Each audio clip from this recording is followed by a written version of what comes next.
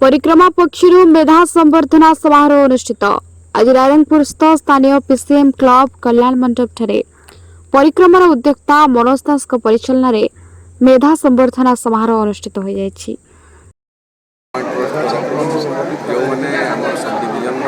नबे प्रतिशत अधिक नंबर से आज संबोधन कर बहुत एक सुंदर कारण ये पिला पाठ पढ़े आज अवसर परिक्रमार समस्त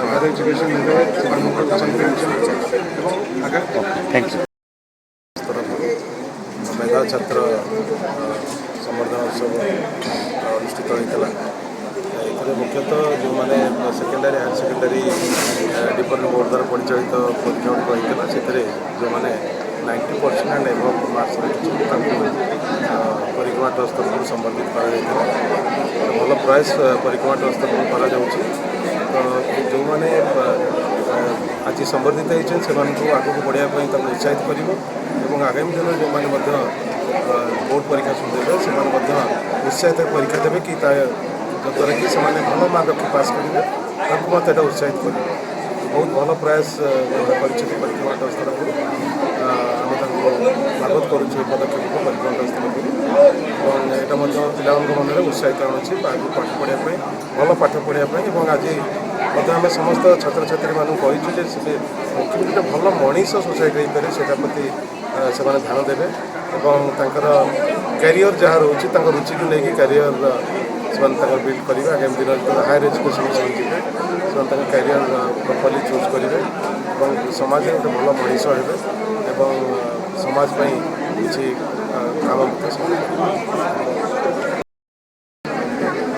काम तरफ मेधा संवर्धना सभा कल्याणी मंडप रायरंगपुर अनुष्ठित होता है।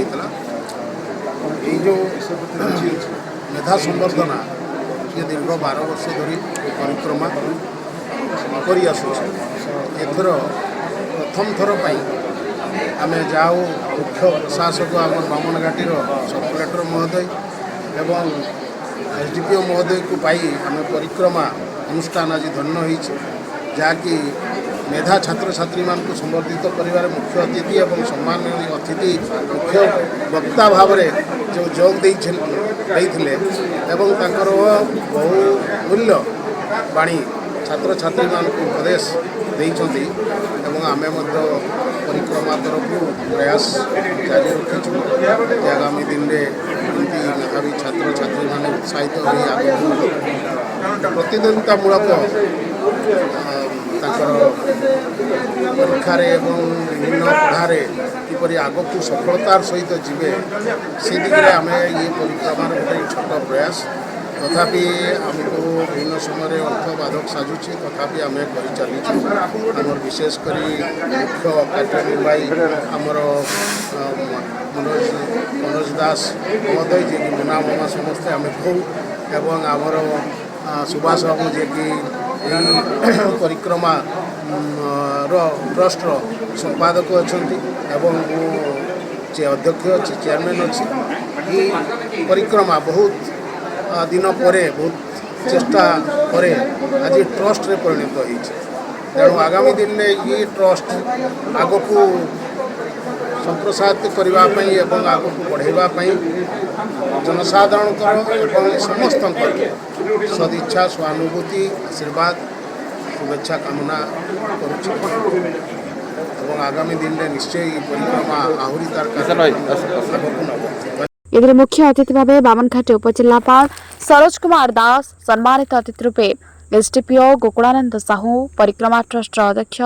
ईशान मिश्र परिक्रमार संपादक सुभाष मंडल प्रमुख उपस्थित थे। परिक्रमार संयोजक रंजन कुमार नंद सभा परिचालना करथिबा बेले मनोज दास स्वागत भाषण देथिले। ईशान मिश्र छात्र छात्री मानक उत्साहित करी कहिथिले छात्र छात्री माने आगामी कालीर भविष्यत। सुभाष मंडल कहिथिले समस्तक भितरे प्रतिभा लुचि रहिछि।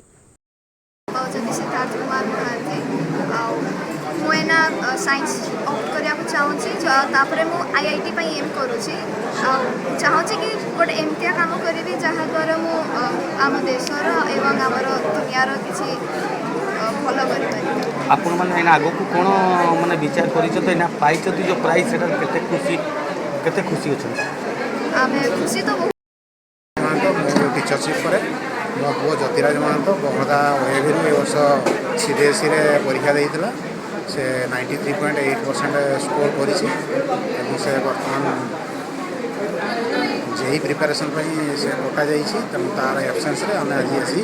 ये परिक्रमार जो सुंदर भाव जो आयोजन करते ये आयोजन आम बहुत आनंदित बहुत विभोर होता पाखु आम ये पुरस्कार ग्रहण कर आम निजक कृतार्थ मन कर झील आद्यासिका महांती जी की 97.6% स्कोर कर ICSE board Kerala public school बर्तमान जो संवर्धना समारोह परिक्रमा तरफ करागला तो भावे यहाँ बहुत बढ़िया पदक्षेप द्वारा ये प्रोग्राम सब आरेंज कर मैंने टैलेंटेड अच्छा प्रोत्साहित करवा उचित जहाद्वारा से टैलेंट को आहरी फ्लोरिश करेंगे भविष्य में यही अंचल में भी किसी भल काम करेंगे से बहुत भल पदक्षेप principal ma'am vice principal ma'am सारे टीचर्स की मेहनत थी जिसके वजह से हम लोग इस बार रिकॉर्ड ब्रेकिंग एकदम से परफॉर्मेंस हुई। आगे पढ़ने का क्या विचार है? आगे 12th करना है, उसके बाद नीट करेंगे। कुछ लोग कॉमर्स लिए, कुछ लोग साइंस, कुछ लोग ह्यूमैनिटीज़, तो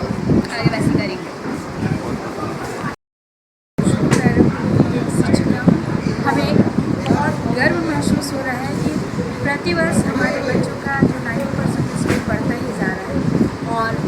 ये बच्चों के लिए खुशी की बात है, लेकिन हम टीचर्स को अपने आप पर इतना गर्व महसूस होता है कि हमारी मेहनत बच्चों पर रंग लाती है और ये उड़ीसा का बेस्ट स्कूल में से एक है। हमें उम्मीद है कि नेक्स्ट ईयर इस बार 98 तक पहुँचे तो 99 के बच्चे स्कोर कर सकते हैं। इस उम्मीद में हम लोग लगे हुए हैं और उम्मीद रखते हैं कि हमारे बच्चे हमारी सफलता बनाने में हमारा सहयोग देंगे। हमारे साथ हमारे वाइस प्रिंसिपल भी है, उनका भी यही मानना है कि हमारे बच्चे बहुत अच्छा करते हैं और उसके साथ हमारा टीचर्स का भी पूरा लगन रहता है बच्चों को सफलता दिलाने में। तो आप लोग खुशी कितना लग रहा है, इसका आगे क्या करने का विचार है? बहुत खुशी मिल रहा है, मतलब हम लोग सोचे नहीं थे कि ऐसा रिकॉर्ड ब्रेकिंग सब परफॉर्मेंस होगा पूरे बैच का, और ये सिर्फ हम लोग की मेहनत नहीं ताहा लोकलोचन को आसवा उचित।